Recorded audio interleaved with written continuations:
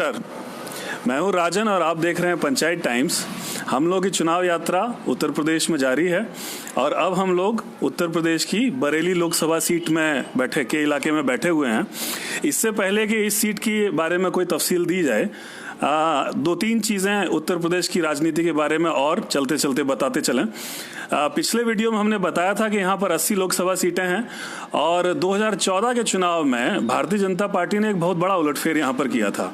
80 में से 71 सीटें भारतीय जनता पार्टी ने अकेले जीती थी और 2 सीटें उनकी सहयोगी दल अपना दल ने जीती थी। तो कुल मिला के एनडीए जो था वो 73 सीटों पर था। सिर्फ 7 सीटें बची, जिनमें से 5 गई समाजवादी पार्टी के हत्थे और 2 सीटें कांग्रेस के पास पहुंची। बसपा और राष्ट्रीय लोकदल, जो कि चौधरी अजीत सिंह की पार्टी है, उसका खाता भी नहीं खुला। इस बार के चुनाव में भी इसी तरह की बातें चल रही थी और उनको बल मिला इस बात से कि उत्तर प्रदेश के 2017 के विधानसभा चुनाव में भारतीय जनता पार्टी अपने परफॉर्मेंस को बरकरार रखते हुए 300 से ज्यादा सीटें जीती और उत्तर प्रदेश में मेजॉरिटी गवर्नमेंट उन्होंने बनाई, जिसमें योगी आदित्यनाथ मुख्यमंत्री बने। तो उसके बाद में अपोजिशन पार्टियों को लगा, खासतौर पर सपा, बसपा और राष्ट्रीय लोकदल को लगा कि अकेले लड़ने से कुछ नहीं होगा। उन्होंने गठबंधन बनाया। गठबंधन का एक्सपेरिमेंट बीच में जो पार्लियामेंट्री बाई इलेक्शन हुए उनमें सफल रहा। गोरखपुर के अंदर गठबंधन का कैंडिडेट जीता, फूलपुर के अंदर गठबंधन का कैंडिडेट जीता और कैराना के अंदर गठबंधन का कैंडिडेट जीता। तो वही एक्सपेरिमेंट अब लोकसभा के चुनाव में दोहराया जा रहा है। समाजवादी पार्टी, बहुजन समाज पार्टी और राष्ट्रीय लोकदल तीनों ने मिलकर गठबंधन को जारी रखा है। तीनों के कैंडिडेट इस बार चुनाव में हैं। तो जहां कहीं हम गठबंधन की बात कर रहे हैं, वहां पर गठबंधन माने सपा, बसपा और राष्ट्रीय लोकदल के कैंडिडेट होंगे और भारतीय जनता पार्टी यहाँ पर 2 छोटी पार्टियों के साथ मूलतः अपना दल के साथ में और सुहेल देव भारतीय समाज पार्टी एसबीएसपी के साथ में अलायंस में है। ये दूसरा हो गया। और तीसरे कॉर्नर पर खड़ी हुई है कांग्रेस पार्टी, जिसने पूरा जोर लगाकर प्रियंका गांधी को यहां पर उतारा हुआ है, ज्योतिरादित्य सिंधिया को यहां पर उतारा हुआ है और पूरा प्रयास कर रही है कि कांग्रेस पार्टी अपने इस पुराने गढ़ में बाउंस बैक कर पाए, रिवाइव कर पाए। हमारे साथ यहाँ पर बरेली जो क्षेत्र है, इसमें 2 लोकसभा सीटें आती हैं। एक लोकसभा सीट बरेली सदर की हो गई और दूसरी लोकसभा सीट बगल में आंवला की हो गई, जिसमें बदायूं की भी 2 सीटें जुड़ती हैं। हमारे साथ में इस समय आशीष सक्सेना हैं, राजनीतिक विश्लेषक हैं, स्थानीय पत्रकार हैं। इनके साथ में यहाँ की राजनीति को लेकर मैं 2012 चुनाव से बात करता रहा हूँ। आशीष भाई, बहुत बहुत स्वागत और हमें समय देने के लिए धन्यवाद। तो एक एक करके बात करते हैं इस पूरे इलाके में, जिसे रुहेलखंड भी कहा जाता है। सबसे पहले तो बरेली और आंवला, इन 2 सीटों की बात करें। पिछली बार के चुनाव में दोनों सीटें भारतीय जनता पार्टी के पास गई। इस बार क्या स्थिति लग रही है? दोनों ही सीटों पर यहाँ पर इस बार खास तौर पर जो बरेली सीट है, क्योंकि ये लंबे समय से बीजेपी की एक जो है सीट है, क्योंकि यहाँ जो अभी भाजपा के जो प्रत्याशी हैं ये 8वीं बार इस बार इलेक्शन में हैं, मंत्री भी हैं और ये 7 बार सांसद रहे हैं जी। और इसके अलावा 4 बार राज्य मंत्री के तौर पर इनका स्वतंत्र प्रभार भी रहा है संतोष गंगवार जी जो हैं। और इसके साथ ही जो है इनके सामने जितनी बड़ी इनकी शख्सियत है, उतनी बड़ी इस बार की चुनौती भी लगती है जी। क्योंकि इससे पहले इनको इस तरह की चुनौती कभी फेस नहीं हुई है इनके सामने। अच्छा। और इस बार जो इलेक्शन में जो इनका मेन फाइट, जो प्रतिद्वंदी बनते हैं, वो गठबंधन और कांग्रेस हैं, लेकिन गठबंधन से इनकी ज़्यादा नज़दीकी फाइट है, मेन लड़ाई बनती है। ये ऐसा मेरा मानना है जी। गठबंधन के प्रत्याशी हैं भगवत शरण गंगवार, जो कि मंत्री भी थे प्रदेश सरकार में और दोनों एक ही जाति से आते हैं, कुर्मी बिरादरी से आते हैं। चुनौती का कारण ही यही है जी कि दोनों ही जो प्रत्याशी हैं उनकी बरेली जो सीट है उस पर पहचान 19-20 का कोई फर्क नहीं है। दोनों की मतलब बिरादरी में पहचान बराबर है, जिले में उनकी पहचान एक जैसी ही है और मिलनसार हैं दोनों ही प्रत्याशी। और आम लोगों से उनका मिलने में या उनके बोलचाल में उनकी किसी तरह की ऐसी कोई कल्चरल दूरी भी नहीं है ऐसी किसी तरह की। तो इस लिहाज से उनके लिए एक प्रतिद्वंदिता इस लिहाज से भी है। दूसरी बड़ी बात यह है कि 10 साल बाद एक ऐसा सिचुएशन फिर है जिसमें भाजपा के सामने एक संकट है। 10 साल पहले भी ऐसा संकट था 2009 में। उस बार भारतीय जनता पार्टी यहाँ से चुनाव हारी थी। उस बार हारी थी और उस वक्त भी मतलब मजे की बात यही है कि भगवत शरण गंगवार तब भी जो है प्रत्याशी थे, तब वो समाजवादी पार्टी से थे। अच्छा। और उस वक्त भी कांग्रेस से जो प्रत्याशी थे वो प्रवीण सिंह ऐरन थे, इस बार भी हैं। उस प्रवीण भाई लेकिन चुनाव जीते थे उस बार जीते थे, वो प्रवीण सिंह ऐरन जीते थे और उसके अलग एक समीकरण थे। और जैसे मुझे अब ऐसा लगता है कि 10 साल बाद मतलब ये सिचुएशन है कि मतलब एक समय जो है प्रवीण सिंह ऐरन के जीतने की वजह भगवत शरण गंगवार ज्यादा बने थे, और इस बार आपको लग रहा है भगवत शरण गंगवार की जीत का कारण भी जो है प्रवीण सिंह ऐरन बन सकते हैं। तो इसी बात को थोड़ा सा और बढ़ाते हैं। उस चुनाव में हुआ ये था कि कुर्मी मतों में विभाजन हो गया था, जिसकी वजह से भगवत शरण गंगवार ने कुर्मी मतों का एक बड़ा हिस्सा काट लिया था, जिसकी वजह से संतोष गंगवार चुनाव हार गए थे और प्रवीण ऐरन जीत गए थे। तो इस बार अगर प्रवीण ऐरन वोट काट रहे हैं तो किसका वोट काट रहे हैं? नहीं, इस बार पहले तो प्रवीण सिंह ऐरन किसका वोट काट रहे हैं ये बात का सवाल बनता है। मुझे लगता है ये ज्यादा बड़ी बात बनती है कि भगवत शरण गंगवार के पहले में और अब में एक बड़ा फर्क ये है कि पहले वो समाजवादी पार्टी के उम्मीदवार थे और इस बार समाजवादी पार्टी के साथ साथ वो बहुजन समाज पार्टी के भी उम्मीदवार हैं। लिहाजा दोनों ही पार्टियों का जो बेस वोट है वो उनके साथ में खड़ा हुआ है, माने दलित और पिछड़ा वोट उनको। बिल्कुल। और जो एक बड़ा फैक्टर बनता है यहाँ का जो है मुस्लिम मतदाताओं का जो रुझान है वो इस वक्त कुछ ऐसा है कि जो बीजेपी कैंडिडेट को जो हराने वाला कैंडिडेट होगा उसकी तरफ वो जाएंगे। तो अब जो ऐसे में पड़ला जो भारी है वो गठबंधन का लगता है यहाँ। एक उसी में साथ बात ये कुर्मी बहुल सीट मानी जाती है। कुर्मी और मुस्लिम मतदाताओं की अच्छी संख्या है, यादव मतदाता भी कुछ इलाकों में यहाँ पर आते हैं। बिल्कुल यहाँ यादव मतदाता हैं, इसके अलावा किसान बिरादरी भी एक है जो किसान लोधी। अच्छा, तो मतलब समाजवादी पार्टी का जो बेस वोट है यादव का, उसकी भी प्रेजेंस है और भारतीय जनता पार्टी का एक बेस वोट लोधी है, उसकी भी प्रेजेंस है। बिल्कुल। अच्छा, इसी के साथ बात करें, वापस उस बात पे जाएं। आपने कहा कि प्रवीण ऐरन वोट काटेंगे, तो क्या प्रवीण ऐरन शहर के वैश्य वर्ग का वोट काटेंगे? उसकी वजह से कोई फायदा गठबंधन को हो सकता है? नहीं, प्रवीण सिंह ऐरन के साथ में जो उनका जो अपना एक जो राजनीतिक जो उनका मतलब कहें कि एक्सपोजर है उनका, वो बेसिकली शहरी है, अर्बन है। तो अर्बन एरिया में यहाँ पर 2 सीटें आती हैं। यहाँ जो बरेली विधानसभा शहर विधानसभा है और एक कैंट विधानसभा है। और क्योंकि उनकी पत्नी यहाँ पर मेयर भी रही हैं और प्रवीण सिंह ऐरन पहले खुद भी जो है यहाँ पर इलेक्शन स्टेट में रह चुके हैं, मिनिस्टर भी रहे हैं, तो उनका आधार बेसिकली शहर के लेवल पे ही है। अब वो किसी भी तरह के लोगों में है, वो वैश्य वोटर्स में भी है क्योंकि वो बिरादरी के उसके नज़दीक होने के नाते भी है, और बाकी लोगों में भी उनकी एक पहचान इस रूप में है, उनका मिलना जुलना या जो कुछ भी कहें। मैं लेकिन थोड़ा सा आपसे ना इत्तेफाकी रखता हूँ। हम लोग जो अभी तक का ट्रेंड देख रहे हैं उसमें 2 चीज़ें हैं कि शहरी वोटर का एक बड़ा हिस्सा और खासतौर पर वैश्य मतदाताओं का एक बड़ा हिस्सा भारतीय जनता पार्टी से नहीं छिटक रहा है। लेकिन चलिए, ये तो मैंने समय बताएगा। इसकी एक वजह है, बरेली शहर की एक वजह है। बरेली बेसिकली जो कारोबार है यहाँ का वो बुनियादी तौर पर कोई बहुत बड़े कारोबारियों का शहर नहीं है। मझोले कारोबार, हाँ, मझोले या बहुत छोटे कारोबारियों का शहर है। और यहाँ पे कारोबार के लिहाज से यहाँ का एक ट्रेडिशनल एक कारोबार भी कुछ ऐसे हैं जैसे जरी माझे का कारोबार है। तो ये जरी बरेली शहर सिटी जो है या इसको स्मार्ट सिटी में जब चयनित किया गया है तो उसकी वजह ही केवल यहाँ जरी का कारोबार बना है। उसी की वजह से ही बना है। लेकिन जरी उद्योग के मामले में एक खास बात यह है कि मतलब इसी गवर्नमेंट के साथ में ये प्रॉब्लम रही है कि जरी उद्योग की जो है एक्सपोर्ट बिजनेस उसका बंद हो गया है और एक बड़े पैमाने पर लोग इससे प्रभावित हुए। आपको लग रहा है कि ये आर्थिक जो कारण है उसके चलते व्यापारियों का एक वर्ग है जो भारतीय जनता पार्टी की सरकार से नाराज है? बिल्कुल है, ऐसा एक वर्ग है जो कि छोटी दुकानदारी का है, उनका कई तरह की दुकानदारियां हैं यहाँ। तो उन दुकानदारों को एक परेशानियां फेस करनी पड़ी है, वो चाहे वो नोटबंदी के समय भी काफ़ी फेस करनी पड़ी है या फिर उसके बाद जो जीएसटी बहुत बड़ी प्रॉब्लम यहाँ पर लोग महसूस करते हैं। अच्छा, यहाँ से चलते हैं आंवला सीट पर। आंवला भी यहीं की दूसरी सीट है जिसमें 2 विधानसभा बदायूं की लगती हैं और बाकी 3 विधानसभा बरेली की लगती हैं। उस सीट पर भी पिछली बार भारतीय जनता पार्टी के धर्मेंद्र कश्यप विजयी हुए थे और बैकवर्ड डोमिनेटेड सीट वो भी मानी जाती है। इस बार धर्मेंद्र कश्यप फिर से भारतीय जनता पार्टी से चुनाव लड़ रहे हैं। गठबंधन से रुचि वीणा लड़ रही हैं और कांग्रेस से लड़ रहे हैं कुंवर सर्वराज सिंह, जो पिछली बार दूसरे नंबर पे थे और सपा के उम्मीदवार थे। तो वहां की स्थिति आपको क्या लग रही है? आंवला के मामले में भी समीकरण चेंज हुए हैं जी। क्योंकि पिछली बार के मुकाबले ये एक बड़ा चेंज है कि इससे पहले तक सर्वराज सिंह के यहाँ पर कांग्रेस प्रत्याशी बनने से पहले यहाँ पर ऐसी स्थितियाँ नहीं थी कि कांग्रेस किसी पोजीशन में होती जी। क्योंकि कांग्रेस के पास ऐसा कोई उम्मीदवार दावेदार कोई नहीं था।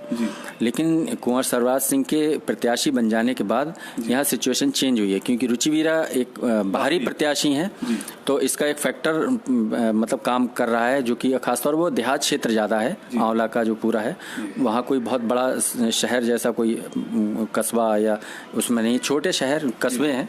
तो अगर इसी बात को मैं रिपीट करूं, थोड़ा सा बदल के कहूं, तो आपको ये लग रहा है कि गठबंधन का उम्मीदवार वहां कमजोर है, यहाँ की सीट से जस्ट उल्टा, मतलब यहाँ कांग्रेस का उम्मीदवार कमजोर है, गठबंधन का मजबूत है, और वहां पर कांग्रेस का उम्मीदवार मजबूत है, गठबंधन का उम्मीदवार कमजोर है।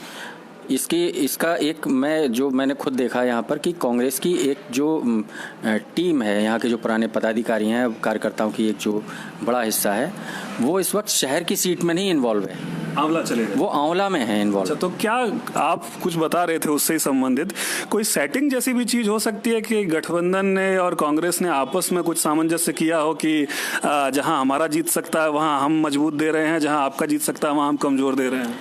ऐसा देखिए, ये कोई बाहरी तौर पर कहीं से कोई आई हुई बात नहीं है, ये मतलब ऐसा मेरा अनुमान है। ऐसा अनुमान इसलिए लगता है मुझे कि ये कैंडिडेट का जो चयन है और उस चयन में जो समीकरण बनते जा रहे हैं उसमें या तो मतलब नज़दीकी फाइट या जिसकी जीतने की ज़्यादा उम्मीद है, या तो कहीं गठबंधन हो जा रहा है या कहीं कांग्रेस हो जा रहा है। जैसे बरेली में गठबंधन मजबूत हो जा रहा है इस लिहाज से, आंवला में कांग्रेस मजबूत हो जा रही है। इसी तरह देखें अगर हम पीलीभीत में, तो पीलीभीत में तो कांग्रेस ने कैंडिडेट ही नहीं उतारा है। अच्छा, तो उस वजह से वरुण की स्थिति कमजोर पड़ रही है। वहाँ पर गठबंधन का जो प्रत्याशी है उसकी मजबूती ही इस बात में है कि कांग्रेस वहाँ वोट कोई प्रत्याशी नहीं है। इवन भाकपा माले का जो आज़ादी से आज तक जो है कभी हमेशा ही प्रत्याशी रहा है, इस बार वो भी नहीं है। अच्छा, सीपीआईएमएल ने भी अपना कोई प्रत्याशी नहीं उतारा है। तो मतलब एक तरफा जो है गठबंधन की तरफ एक गैर भाजपा मतदाताओं के पास यूनाइट होने की एक अपॉर्चुनिटी है। बिल्कुल। अच्छा। और इस मामले में जैसे अब ये एक सूत्रों के पे आधारित बात कही जा सकती है कि जैसे पीलीभीत में हेमराज वर्मा जो वहाँ प्रत्याशी हैं गठबंधन के, उनको कुछ भाजपा विधायक भी उनका सहयोग कर रहे हैं। अच्छा, अब इसी में थोड़ा आ जाते हैं एक और तफसील पर। हमने जो इधर बात की इस क्षेत्र में अभी तक, उसमें ये लग रहा है कि जो बैकवर्ड मतदाता है, खास तौर पर जो नॉन यादव बैकवर्ड मतदाता है, वो अभी भी बहुत मजबूती के साथ भाजपा से जुड़ा हुआ है। जैसे लोधी की आपने बात की, कुर्मी मतदाता हो गए या छोटे जो ईबीसी के तबके हैं, कुम्हार हो गए, कहार हो गए, धर्मेंद्र कश्यप जिस बिरादरी से आते हैं, एक तो ये शाक्य हो गए, एक तो ये मतदाता बड़ा मजबूती से भारतीय जनता पार्टी से जुड़ा है। दूसरा, जाटव के अलावा जो अन्य दलित हैं वो भी भारतीय जनता पार्टी के साथ, जैसे वाल्मीकि हो गए या अवध में। ऐसा नहीं है, ऐसा नहीं है। मतलब यही एक फर्क पड़ रहा है इस बार। देखिए, इस वक्त जो गठबंधन की जो पूरी पॉलिटिक्स है वो ओवरऑल दलित पिछड़ों को लेकर है, वो इसको लगातार गेन कर रहे हैं, ऐसा मैंने महसूस किया है। अच्छा। जैसे अभी तक का ये एक सिचुएशन रही है कि वाल्मीकि जो मतदाता हैं उनका रुझान हमेशा बीजेपी की तरफ रहता है जी। लेकिन इस बार ऐसा नहीं है। अच्छा, मैं लेकिन इसमें आपसे थोड़ा डिफर करूंगा, क्योंकि हम लोग अभी तक जिन भी लोगों से बात की उसमें हमारा यही निष्कर्ष है कि बैकवर्ड का एक बड़ा हिस्सा अभी भी भारतीय जनता पार्टी से है और दलितों का एक हिस्सा अभी भी भारतीय जनता पार्टी है। शायद उनको वहाँ ज़्यादा उम्मीद नजर आती है, उनको शायद लगता है कि बीजेपी, समाजवादी पार्टी और बसपा, ये जाटव और यादव बहुल पार्टियां हैं, तो वहाँ उनकी अपॉर्चुनिटी कम है। खैर, यहाँ से थोड़ा सा बगल में चलते हैं। रामपुर, मुरादाबाद, संभल और अमरोहा, ये 4 सीटें हैं जो मुस्लिम डोमिनेटेड सीटें मानी जाती हैं। इनफैक्ट रामपुर में तो 51% मुस्लिम पॉपुलेशन है। इन सीटों पर आपको क्या लग रहा है, क्योंकि मुस्लिम मतों के यूनाइट होने की एक बड़ी अपॉर्चुनिटी गठबंधन की वजह से हुई है? इन सीटों पर भी, जहाँ पर भी देखिए मुस्लिमों का तो ओवरऑल रुझान जो मैं महसूस करता हूँ वो एंटी बीजेपी है ही। तो अब इसके अलावा अगर वहाँ चाहे वो कांग्रेस अगर किसी जगह मजबूत है तो वो कांग्रेस की तरफ उनका रुझान बनेगा, अगर वो गठबंधन मजबूत है तो वहाँ उधर रुझान बनेगा। अब इस पूरी बेल्ट में भी गठबंधन ही ज़्यादातर है। तो मैं बेल्ट की अगर बात करूं फाइनली, तो ये जो 4 सीटें हम लोग वहाँ देख कर आए, वहाँ पर काफ़ी मजबूत स्थिति में गठबंधन के उम्मीदवार थे। इनफैक्ट मुरादाबाद में तो कल शब बारात का दिन था, हम लोग मुस्लिम नौजवानों में घूम रहे थे रात का समय, तो सारे लोग कह रहे थे कि हम लोग शेर सुनने के लिए इमरान प्रतापगढ़ी जो कांग्रेस के उम्मीदवार हैं उनके यहाँ भले ही चले जाएं, वोट हमारा गठबंधन को जा रहा है। तो कांग्रेस के पक्ष में वोट जाके डिवाइड नहीं हो रहा है, माइनॉरिटी का वोट एक जगह यूनाइट हो रहा है और दूसरी जो कम्युनिटी है उनका वोट यूनाइट हो रहा है, जाटों का वोट ट्रांसफर हो रहा है। तो इन सब जगहों पर तो गठबंधन मजबूत दिख रहा है। तो 4 सीटें वहां की हो गई। यहाँ बरेली आंवला में मुकाबला कांटे का चल रहा है और पीलीभीत आप कह रहे हैं कि वो स्थिति है। तो पूरी बेल्ट एक तरीके से बीजेपी के लिए थोड़ा मुश्किल नहीं हो गया? बहुत टफ है इस वक्त। और इसमें एक सीट क्योंकि रोहिलखंड का ही हिस्सा है, लेकिन वो इस चरण के इलेक्शन में नहीं होगी, वो 29 तारीख को होगी शाहजहांपुर में। तो शाहजहांपुर की सीट भी इसी लेवल पे इस वक्त है वहाँ पर मुकाबला, और वहाँ पर कांग्रेस जो है काफ़ी अच्छी पोजीशन में लड़ रही है और बाकी वहाँ गठबंधन उतनी मजबूत स्थिति में नहीं है। तो कुल मिला के ये चुनाव में इस बेल्ट में जहाँ लगभग सारी ही सीटें बीजेपी ने जीती थी, वहाँ इस बार थोड़ा सा सांस अटकी हुई है पार्टी के। बिल्कुल, मतलब सभी जगह बीजेपी के लिए एक बड़ी समस्या है।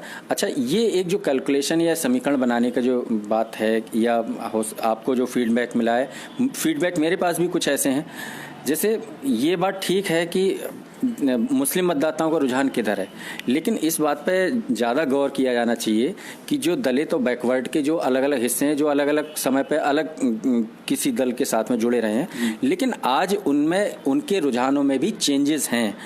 जैसे आप यहाँ बता रहे हैं कि कुर्मी मतदाताओं का हिस्सा जो है वो गठबंधन की तरफ मूव, मतलब एक बड़ा हिस्सा वहाँ मूव करेगा। इसी तरीके से जो दलितों का, जैसे वाल्मीकि जो समुदाय है, वो वाल्मीकि समुदाय जो पूरी तरह से बीजेपी को सपोर्ट कर रहा था, आज वैसी स्थिति नहीं है। मतलब मैं ये नहीं कह रहा हूँ कि वो पूरी तरह से जो है इधर जाएगा या इधर जाएगा, लेकिन अब ऐसा नहीं, वो डिवाइड है। तो कुल मिला के निष्कर्ष यही निकल रहा है कि ये बेल्ट जिसमें भारतीय जनता पार्टी बहुत बेहतर तरीके से परफॉर्म की थी पिछले चुनाव में, उसमें इस बार जैसा कि आपने कहा उनकी सांस अटकी हुई है, मुकाबला कांटे का है। हम फेक न्यूज़ के ऊपर भी एक मुहिम चला रहे हैं यहाँ पर अवेयरनेस की। तो आप तो चूंकि पत्रकार हैं तो आप उसके बारे में जानते ही होंगे, लेकिन एक छोटा सा सवाल उसी पर आपसे, फेक न्यूज़ का आपको लगता है इलेक्शन में असर होगा, इस इलेक्शन में भी? नहीं, फेक न्यूज़ से लोग कंफ्यूज तो हो ही जाते हैं, क्योंकि फेक न्यूज़ का उनके पास जांचने का कोई तरीका तो है नहीं। उनके पास तो कोई लिंक आता है या किसी तरीके से कोई सर्कुलेट की जाती है, चाहे वो फेसबुक के माध्यम से या व्हाट्सएप के माध्यम से, तो वो एक तो उनका जैसा रुझान हो वो उसके अनुरूप होता है, तो उनके लिए वो कहना बोलना आसान हो जाता है। उसको फॉरवर्ड करना होता है उनको, कई चीज़ें जो मतलब उस चीज़ को जस्टिफाई करना या ना करने से उनका मतलब नहीं होता है, बस ये कि हमारे पास आया, हमने किसी और को भेजा, तो इस चीज़ का फ़र्क पड़ता है। लेकिन एक मतलब जो अच्छी बात है वो ये है, फेक न्यूज़ के साथ साथ जो है तथ्यों को देने वाले की दूसरी साइड से भी जो है चीज़ें आ रही हैं।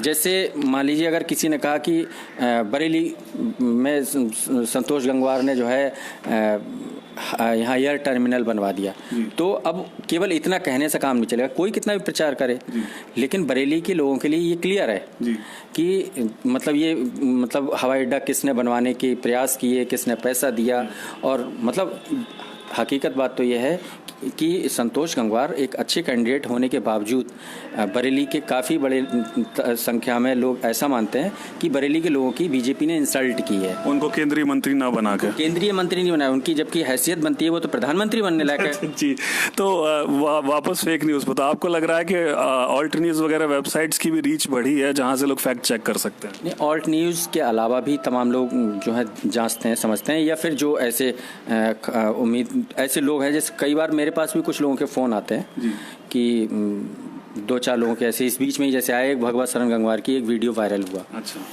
उस वीडियो वायरल में ये था कि वो किन्हीं 2-4 लोगों के साथ में अपना कुछ करते हुए कुछ बातचीत कर रहे हैं, और उन्होंने यादव जाति के ऊपर कुछ अपनी जो बात अभद्र टिप्पणी नहीं थी वो असल में, लेकिन उसको प्रचारित कुछ इसी तरीके से किया गया था। क्योंकि मैंने उस वीडियो को जब मेरे पास रात को 12 बजे किसी ने भेजा और उसने कहा कि क्या ये सही है, तो मैंने उस पूरा वीडियो को सुना। उस वीडियो को सुन के मेरे लिए कोई बात ऐसी लगी नहीं कि इसमें कोई ऐसी बात कही है उन्होंने, आपत्तिजनक है ही नहीं। अब ना समझी में कोई किसी को उसको प्रचारित कर जाए कि इन्होंने ऐसा कह दिया, ऐसा था ही नहीं। उन्होंने सामान्य सीधी बात कही कि यादव जाति कैसे आगे बढ़ी है, कैसे क्या रहा है और आज कैसे किस स्थिति में, वो सामान्य बात है, कोई ऐसी बात थी ही नहीं। उसको प्रेषित कैसे किया जा रहा है ये इसके ऊपर डिपेंड करता है। जी, तो चुनाव में कुल मिला के फेक न्यूज़ का असर अभी भी है, चाहे कम हुआ हो लेकिन है। नहीं, असर तो होगा ही, देखिए, क्योंकि लोगों के पास कोई जरिया नहीं है। अब असर तो इसी बात, फेक न्यूज़ आना, तो दूसरी बात नेता मंच से बोल देते हैं फेक बात, तो उस पर लोग सही मान लेते हैं। तो क्या कर सकते हैं उसका। आशीष भाई, हमसे बात करने के लिए बहुत बहुत शुक्रिया। चुनाव से जुड़ी हुई हलचलें हम आप तक पहुंचाते रहेंगे, देखते रहिए पंचायत टाइम। भारत के पश्चिमी छोर से पूर्वी सीमा तक लोकसभा चुनाव की ग्राउंड रिपोर्ट, पश्चिम से पूरब चुनाव यात्रा 2019।